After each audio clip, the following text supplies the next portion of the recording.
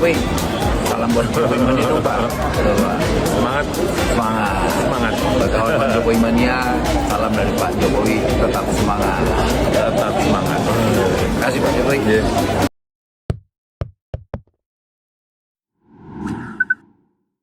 Halo, halo, apa kabar? Assalamualaikum warahmatullahi wabarakatuh. Senang sekali bisa kembali menjumpai Anda semua dalam program Off the Record membaca berita di balik berita. Dan seperti biasa, kami temani Anda, saya Hersu Benarif. Dan saya Egi Beta, senang sekali menjumpai teman-teman semua Yes, yang kira-kira apa yang akan kita bicarakan, ya Mas pasti Ersu. udah bisa, orang udah pasti tahu ngomongin apa lagi. Ngomongin penangkapan OTT dari Wakil Menteri Tenaga Kerja Noel, Emmanuel Mhm. Ebenezer ini, dan kita akan baca, kita ajak untuk benar-benar membaca beritanya. Bagaimana sih, siapa sih Noel ini dan sebagainya, dan apa yang terjadi, gitulah kira-kira gitu Mbak Aki. Nggak tahu kalau Mbak Aki nggak setuju, saya walk out kalau nggak mau. Iya ya, sebetulnya teman-teman juga sudah bisa melihat ini Hmm, Mas Hersu sudah tapping duluan di Hersu hmm, Beno Point ya, tapi hmm, mungkin kita akan bicarakan hal-hal yang hmm. ada apa berkaitan dengan Noel gitu. Karena Yes. ini banyak sekali memang yang bisa kita ceritakan soal siapakah Noel ini begitu Hmm. ya. Iya, iya, iya. Mhm. Ini saya kira banyak orang yang terkejut ya, Mbak Agi, karena ya kita mesti Ya. ngomong jujur bahwa Noel ini memang jokor. Nah, dia termasuk jokor, tapi memang rada berbeda lah, sedikit gitu ya Mbak. Dia Mhm. dia Mhm. termasuk orang yang bisa diajak bicara lah, gitu, yang tidak Ya, membabi ya, buta. Tapi dengan kasus ini kita jadi terhapus semua dong catatan, dalam tanda petik catatan kebaikan ya. positif buat Mhm. dia. Kenapa? Mhm. Karena eh, ini kan Noel itu memang termasuk yang membela Munarman pada waktu itu ya. Terus Iya, Habib Rizik dia betul. bisa bertemu dan sebagainya, dan ribut Mhm. dengan Sylvester Matutina karena soal Munarman. Mhm.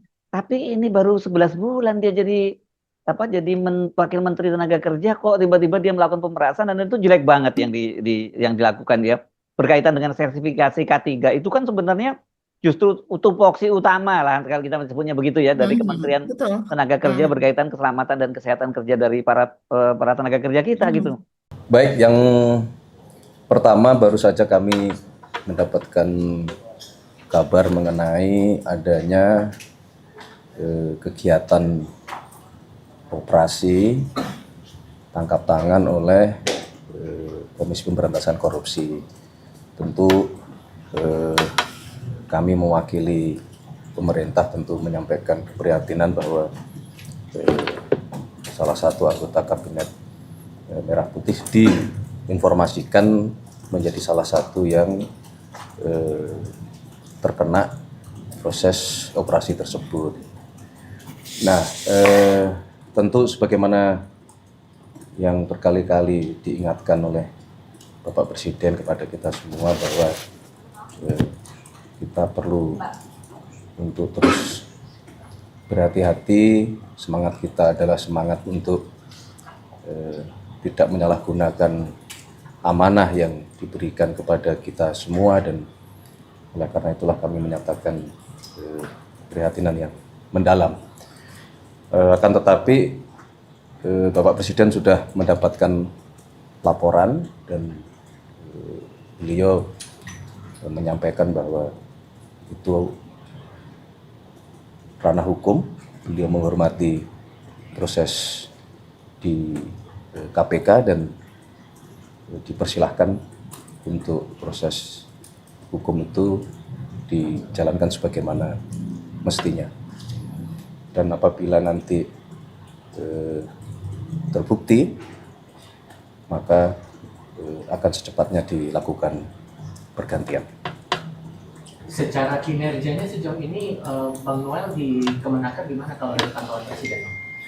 Sebetulnya kalau kita monitor selama kurang lebih 10 bulan, kinerja di Kementerian Tenaga Kerja baik Menteri maupun Wakil Menteri cukup masuk kategori cukup memuaskan, karena memang menyelesaikan banyak hal di tengah banyaknya permasalahan yang harus kita hadapi dan kita tangani.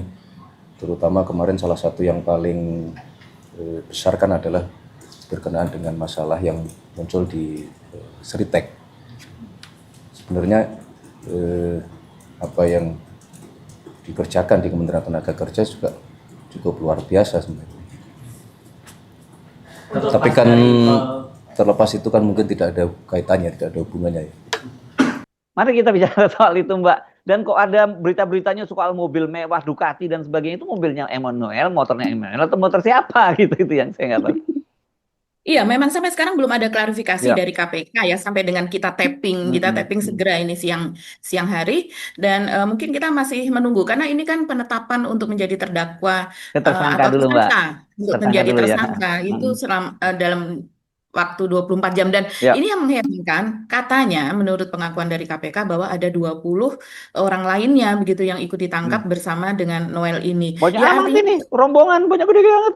iya, makanya mungkin barangkali itu langsung satu rombongan karena Kayak ormas gitu, yang ormas datengin pabrik-pabrik gitu dong, kayak jadi saya bayangkan. iya, kalau melihat situasi ini dan kemudian penangkapannya juga di Kementerian Ketenagakerjaan begitu, kita melihat apakah ini sistemik atau apa begitu Mas Hersu? Apakah memang pemerasan ini sudah terjadi terlebih dahulu sebelum Noel ini masuk pada bulan Oktober yang lalu dilantik sebagai Wakil Menteri Ketenagakerjaan, sudah memang ada pemerasan itu, kemudian dia masuk ke dalamnya karena kabarnya ada eselon 2 juga yang ditangkap. Ataukah ini memang Noel ini menjadi perekayasa dalam kasus ini? Kita tidak tahu ya bagaimana nanti gambarannya seperti apa. Tapi yang jelas OTT KPK ini tidak main-main, apalagi ini menyangkut kabinet dari Prabowo begitu. Jadi sebelum ada revisi Undang-Undang KPK pun, makanya tidak boleh ada ketika itu belum terbit. Kalau sekarang bisa di SP3, kalau dulu kan tidak bisa di SP3. Karena tidak bisa di SP3 itu, makanya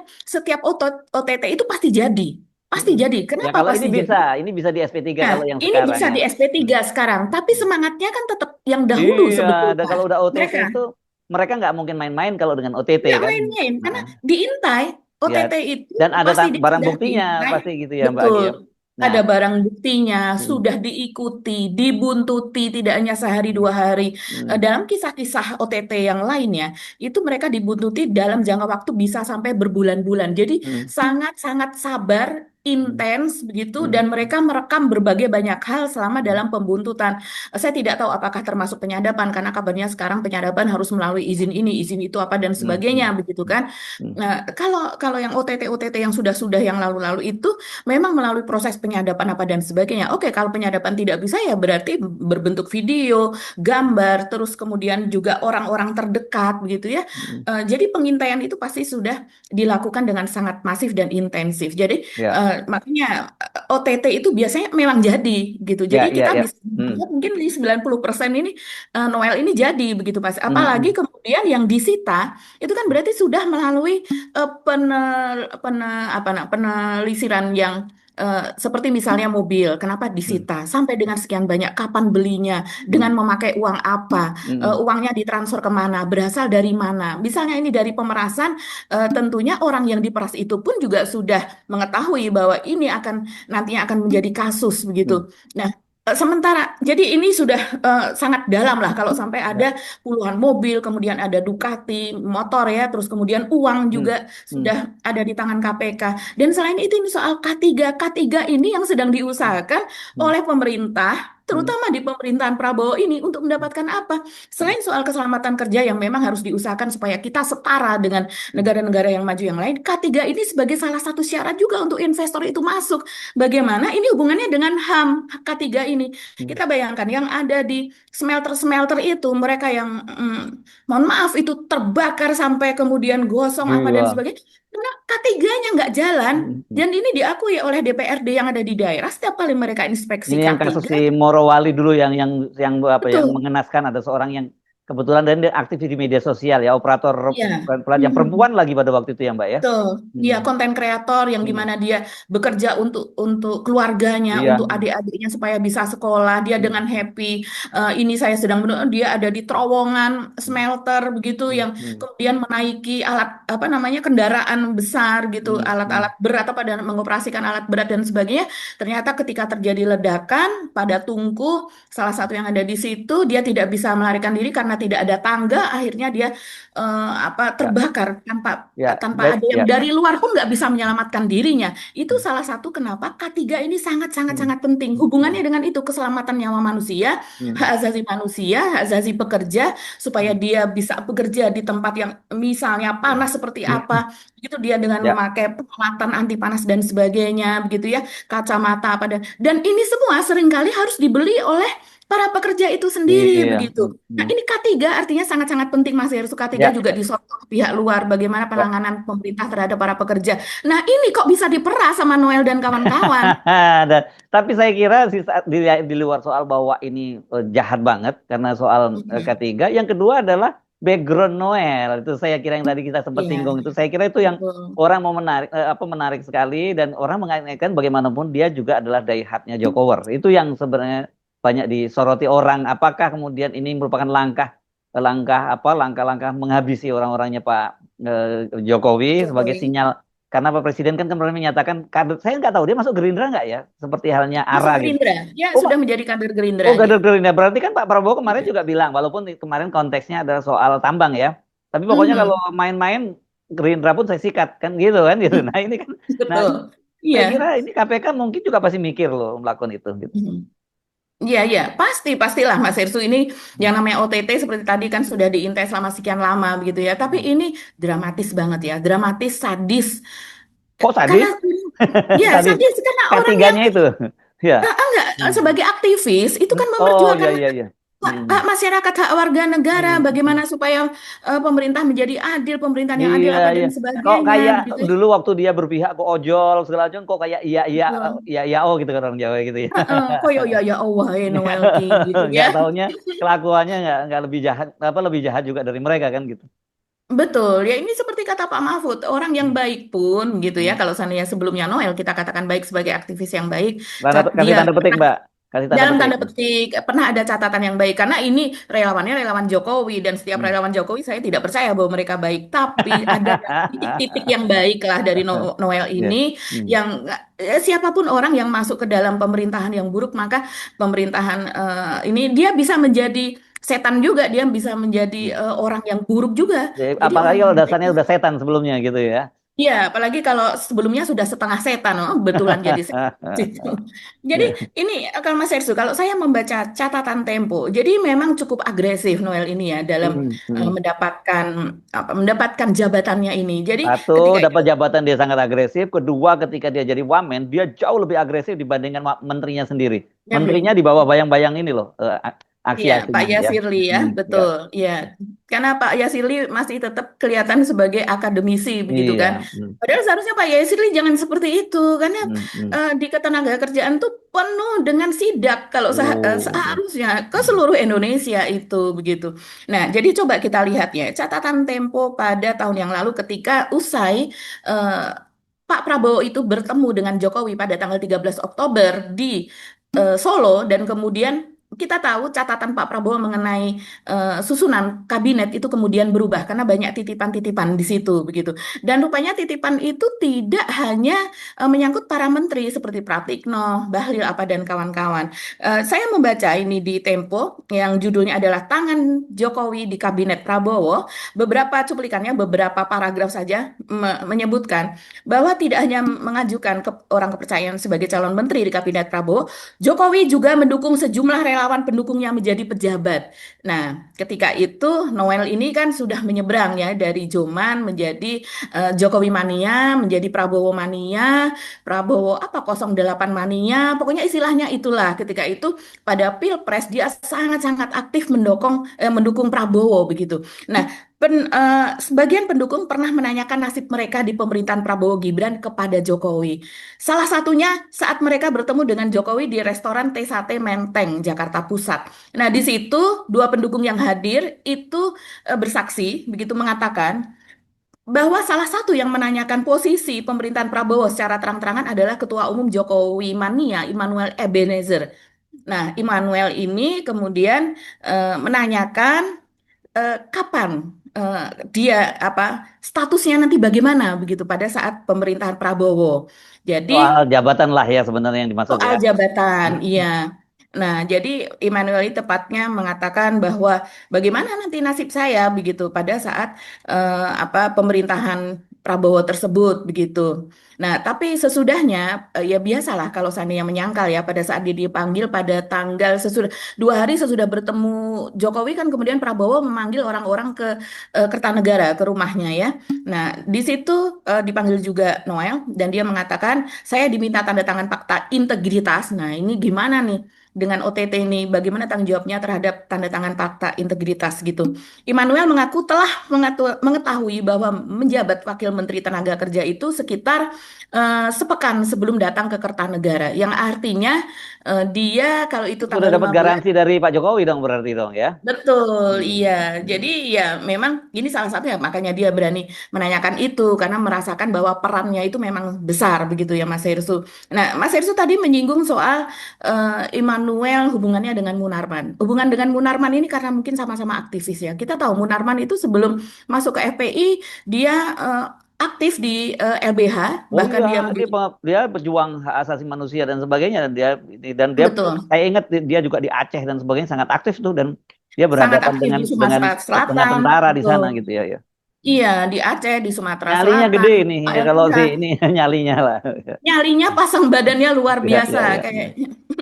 Jadi mereka sesama aktivis ya memang sebelumnya. Kemudian Munarman ini mendukung HRS begitu Hmm, dan sementara Noel ini tetap di jalur akhirnya pada tahun hmm, 2019. Sebelum itu dia membentuk Joman itu yang hmm, akhirnya Joman atau Jokowi Mania hmm, sebagai salah satu relawan begitu yang sangat aktif ini mendukung Jokowi untuk naik pada tahun 2019. hmm, Tapi pada saat kasus Munarman tahun 2022 hmm, ini dia harus merelakan jabatannya sebagai komisaris di Mega Eltra. Mega Eltra ini hmm, adalah anak usaha dari PT Pupuk Indonesia. hmm, Kita sempat menelusuri waktu itu ya kalau anak perusahaan dari PT Pupuk Indonesia ini Bu, ini gajinya sekitar 50 jutaan lah ke hmm, atas begitu hmm, ya. hmm, hmm, Jadi lumayan lah ketika itu jadi dari hmm, dia ketika itu kan belum mendukung Prabowo sama hmm, sekali Mas hmm, Hersu. hmm, hmm, Tapi ketika itu dia sudah sangat aktif ya di hmm, televisi di hmm, mana-mana sebagai pendukung Prabowo hmm, dan ketika Munarman ini kemudian menjadi terdakwa, ini hmm, dia mengajukan diri untuk hmm, hmm, membela hmm, Munarman. hmm, Jadi hmm, bukan dia yang diminta oleh hmm, Munarman. hmm, Munarman hmm, menurut dia tidak pernah meminta, tapi karena ada jasa Munarman, maka kemudian dia mengajukan diri sebagai saksi yang ya, meringankan ya, di ya, ya. Pengadilan Negeri Jakarta Munarman Timur. ini menarik nih sebentar. Saya salah dikit ya. Ini dalam kasus Hmm. gereja di Cinere kan. Karena dia kan juga HKBP, betul. AKBP dia juga pasang badan dan banyak teman-teman dari non Muslim itu juga melihat bahwa Munarman ini bukan seperti orang yang dibayangkan dia radikal garis keras Islam gitu. Itu jadi di situ ketemunya saya kira titik ininya ya. Betul. Ya, oke. Iya. Lanjutkan Mbak Agi.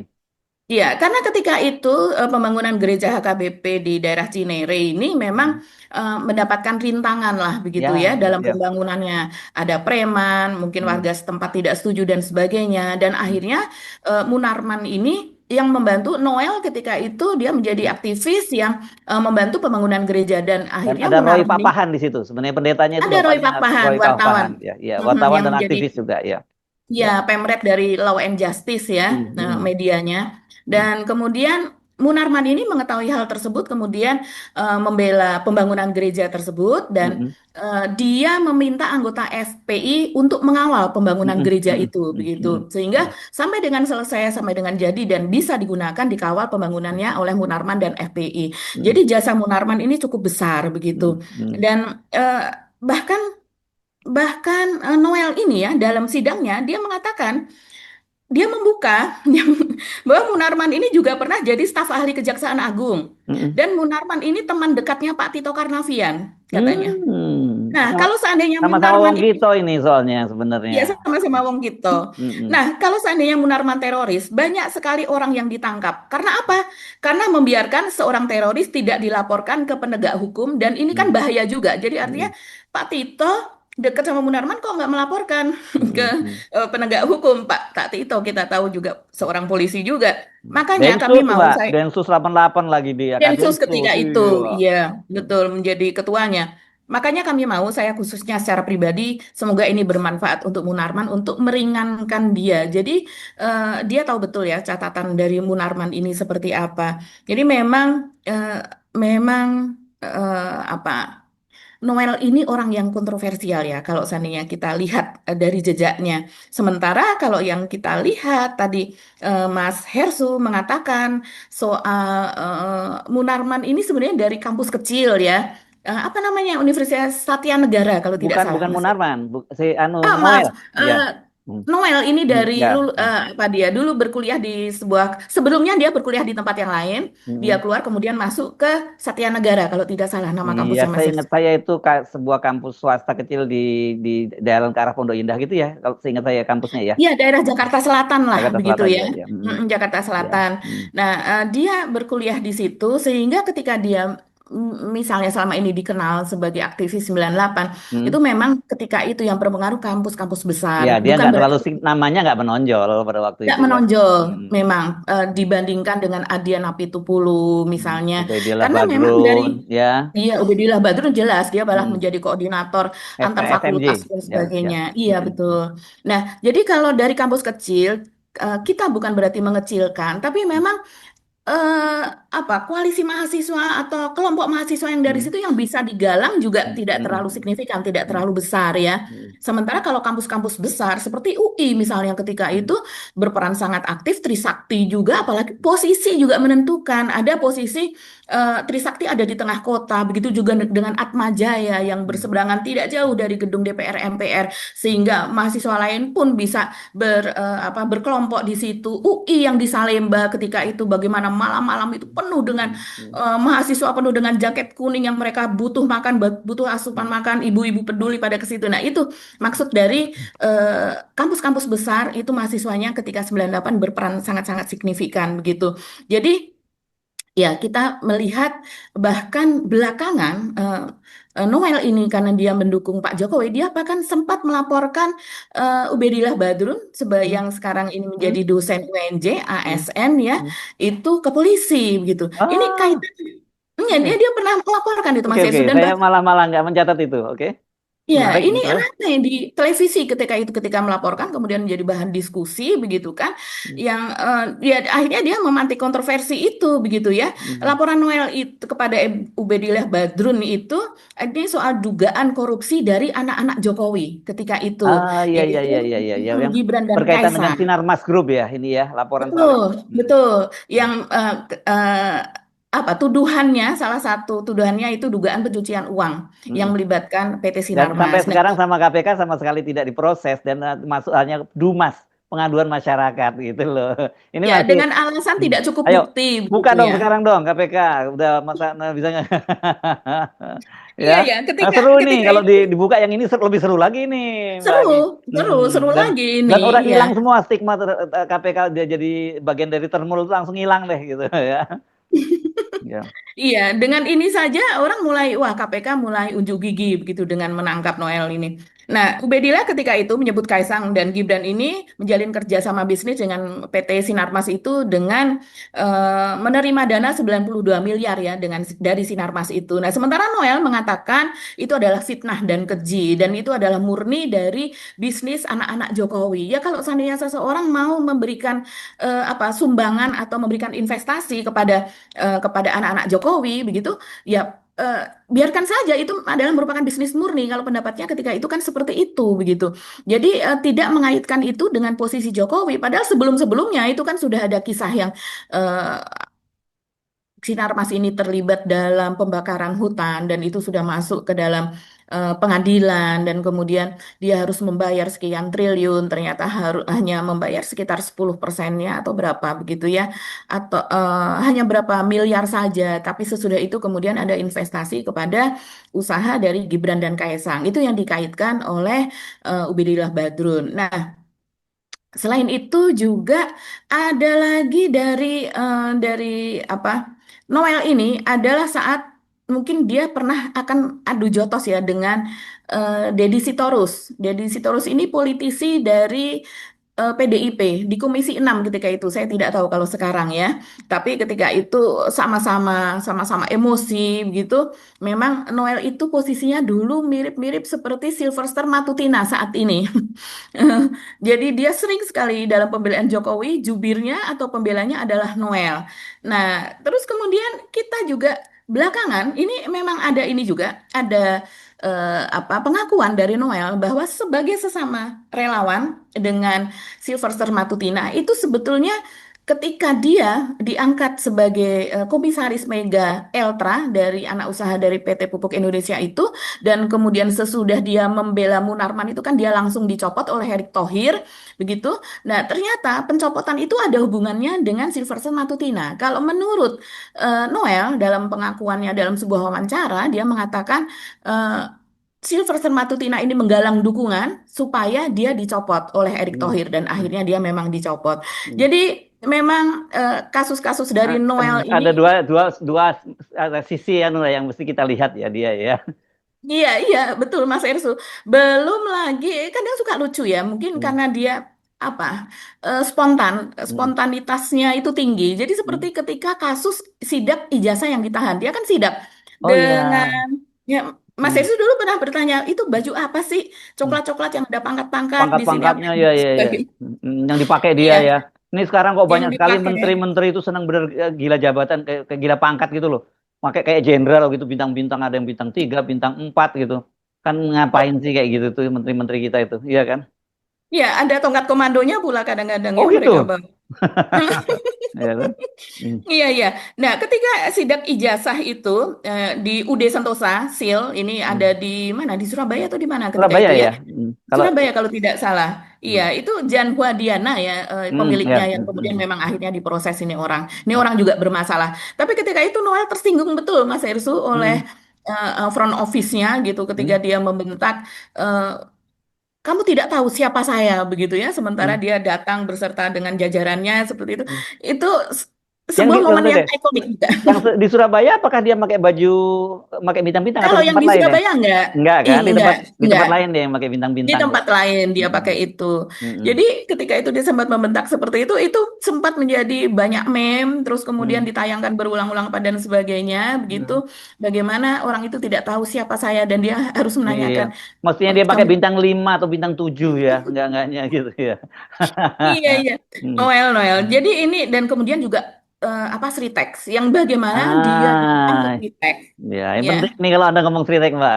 Silakan ya. iya, iya. Hmm. Dan dia menjanjikan 50.000 orang pegawai Hmm. Sritex itu Hmm. tidak akan ada yang di PHK. Hmm. Pasti akan ada penyelesaiannya. Dia berbicara itu di mungkin lantai 2 atau lantai 3 saya tidak tahu. Tapi posisi dia ada di atas. Hmm. Kemudian kamera menyorot dari atas. Di bawah banyak sekali ribuan pegawai Sritex yang kemudian mereka bergemuruh dengan janji dari Hmm. Noel begitu. Hmm. Hmm. Tapi ketika akhirnya Sritex ini kan ternyata masalahnya juga sistemik begitu, Sistemik ya. masalah yang dia sendiri juga diperas, dia, Hmm. bagaimana dia mendapatkan dana atau mendapatkan kredit dari bank-bank, bahkan Hmm. bank-bank BUMD ya, Jatim, Hmm. Jawa Jawa Tengah, Jabar, begitu juga Bank Nasional dan ternyata itu disunat sampai sekarang kan masih berproses.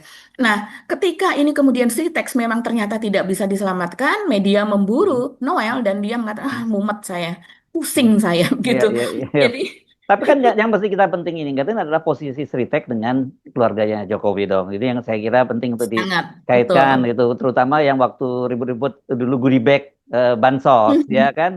Itu kan Oleh juga Gibran. ya Gibran itu kan Mhm. ada kaitannya dengan itu dan bagaimana juga Sritek pada waktu itu dimobilisasi untuk mendukung Gibran dan sebagainya kan sebenarnya di situ banyak Betul. orang.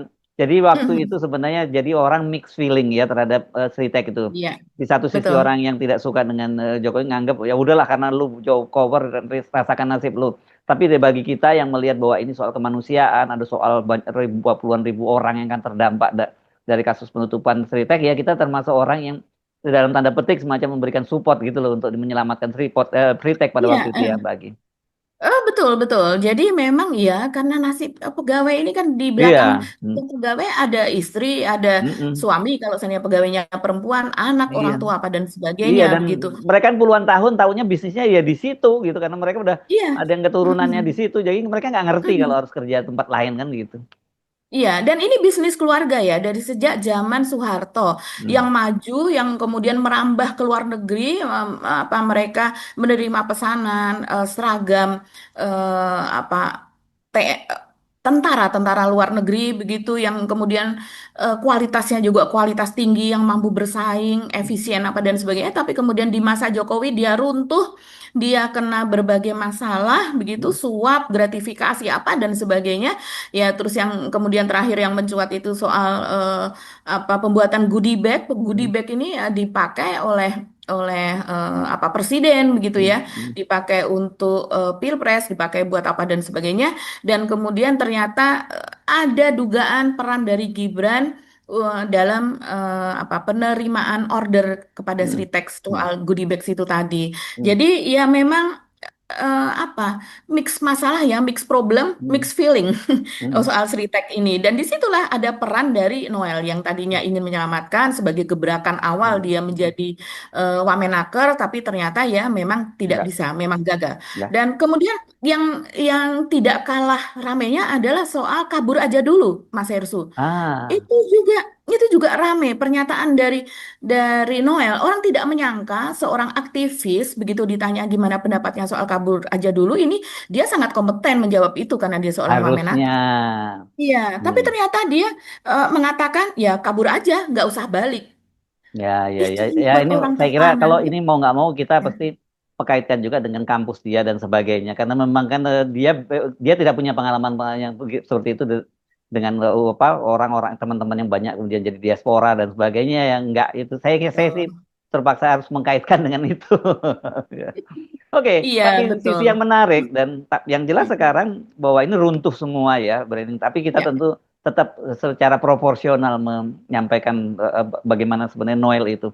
Tapi kan ini jadinya satu sisi sebenarnya kita memberikan Noel itu posisi yang berbeda dibandingkan dengan Jokor-Jokor lainnya. Begitu ya Mbak Agi tadinya ya. Ya. Mhm. Kita akan fair bahwa menyatakan dia oke ada positif dia ada negatif dia. Tapi dengan peristiwa ini ya ini selesai semua barang ini gitu. Dan kalau kemudian ternyata nanti ada campur tangan lagi, ada gara-gara kasus ini, misalnya karena Mhm. dia dekat dengan Jokowi atau bahkan sekarang karena dia Ya. menterinya Pak Prabowo dan jadi kader Gerindra ada Mhm. campur tangan, ya itu akan rusak. Menurut saya pasti Pak Prabowo akan pegang apa yang diomongin di DPR bahwa sekalipun Gerindra ya kalau dia nggak benar itu akan disikat gitu loh. Betul, betul. Kita harapkan begitu ya. Yes. Dan lagi ini sepertinya efisiensi efisiensi dari komisaris karena Noel ini kan juga menjadi komisaris dari PT Iya, iya, Pupuk iya, Indonesia. iya. Sebelumnya Pak Pupuk Prabowo Kaltim ya Mbak? mengatakan Pupuk Kaltim ya, lebih "Ah, gede dong sekarang ya. pupuk pupuk Indonesia Mas Oh, Ersu. Pupuk Indonesia. Gede dong ini Iya, dibandingin iya, anak gede. perusahaannya. Sebelumnya kan dia anak perusahaan dari Pupuk Iya, iya. Indonesia, Mega Iya. Elitra. Ah, Sekarang di pusatnya, nah, ini di Pupuk menarik sekali Indonesia. cerita ini Mbak Agi. Saya salah sedikit. Karena ternyata berita penangkapan Noel itu rame banget dan teman-teman dari Sekali. berbagai belahan dunia pada ngechat saya itu. Pertanyaan dia, Mm-mm.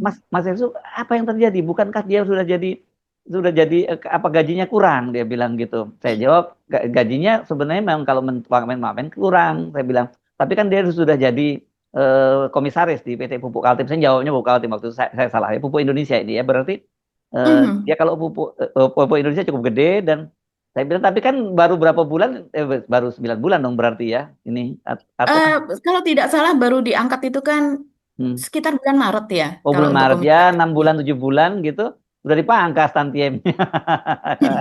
Yang salah ya Pak Prabowo yang salah kenapa tantiem itu dipangkas.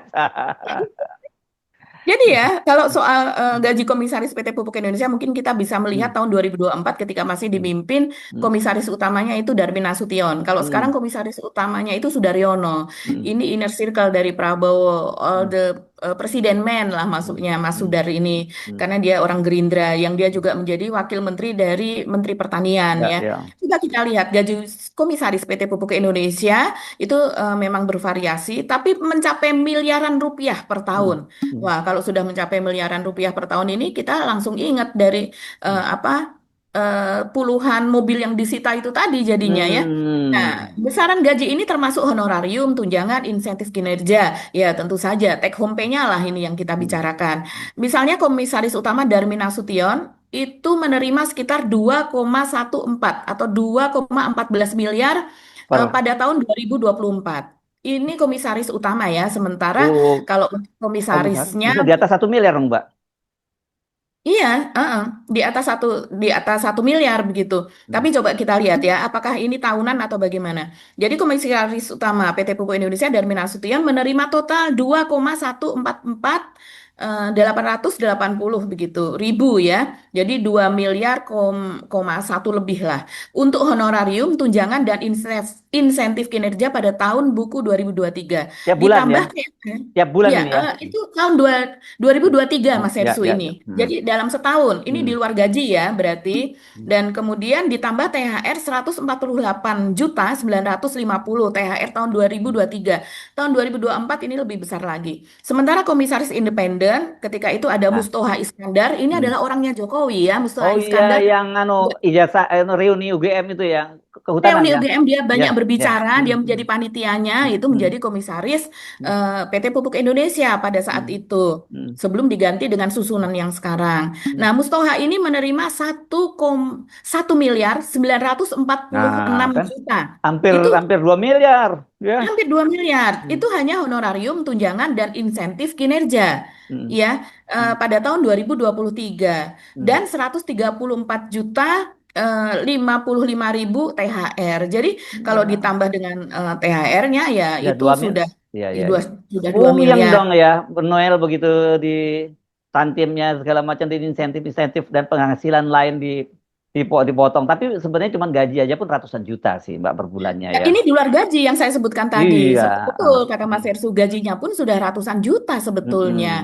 Jadi coba kita lihat. Sementara Pak Prabowo kemarin mengatakan bahwa akan sebetulnya komisaris-komisaris itu tidak perlu banyak. Dia akan memotong jumlah komisaris yang mungkin hanya cukup 4 saja komisaris tiap perusahaan. Ini memang aneh untuk komisaris PT Pupuk Indonesia saat ini. Coba saya hitung ya. Komisaris utama Sudaryono, komisaris independen ada 2, yaitu Rahlan S. Nasidik, ini dari Demokrat. Demokrat. Kemudian Irfan Ahmad Fauzi, itu kemudian ada komisaris lainnya yaitu Suwandi, Febrio Nathan Kacaribu, ada Iwan Sumule ini dari Gerindra. Banyak Kemudian banget. kemudian ada Nurul Ikhwan, Muhammad Rizal Kamal, Emmanuel Ebenezer, dan juga Yofi Widianto. Itu Ini berapa pemusik. banyak tuh Mbak? Banyak Mas Hersu, 1, 2, 3, 4, 5, 6, 7, 8, 9, 10. Ada 10 komisaris. Jadi Ngapain coba? Direksinya berapa lagi? Jadi ini betul-betul kasihan nih kalau melihat ini, padahal akan memajukan pangan dan pupuk Indonesia itu masuk dari bagian kemajuan pangan, Ya, ya. keberhasilan dari rencana Pak Prabowo untuk Ya, mandiri pangan. kalau gaji pangan. komisaris tadi itu dipangkas dikasihkan untuk subsidinya petani itu udah berapa puluh hektar Sudah ya. Sama kemarin kan saya ngitung betul. itu soal komisaris ini kan menurut Rosan Roslani dan Areksa itu sekitar 8 triliun yang bisa dihemat. Tapi kalau menurut Dasko itu bisa sampai 17 sampai 18 triliun. Bukan Betul. miliar ya, triliun. Saya mungkin Iya. menduga ini bukan hanya tantim dihapus tapi dipangkas. Yang tadinya paling banyak 6, kalau tadi dari 10 misalnya paling banyak 6 atau 4, ya itu pasti penghematannya bisa sampai 17 sampai 18 triliun. Dan saya kemudian mencari data, memang tahun 2023 APBD satu provinsi seperti Gorontalo itu cuma 1,9 triliun Mbak Agi. Jadi bayangkan gaji untuk para komisaris itu, BUMN itu bisa membiayai APBD 5 sampai 6 provinsi, kan itu gila banget itu. Udah benar tuh, sikat aja deh bahwa kemudian mereka korupsi gara-gara itu, meres sana meres ini, sikat lagi gitu. Iya, Ya. dari 10 itu kan perlu hanya 4 misalnya, Iya. ya sikat yang 6 itu ya Iya. untuk lebih efisien. Nah kalau ini efisiensi by nature ya, kalau Iya. laut ini Nggak usah diganti ya. lakukan saja dia. Komisarisnya jangan diangkat baru lagi ya setelah ini dipecat juga. Jangan, justru Ya. yang ada sekarang itu diefisienkan. Oke Mbak Agi. Saya kira kita bahas sampai di sini, sampai kita tunggu perkembangan lebih lanjut soal Noel ini ya.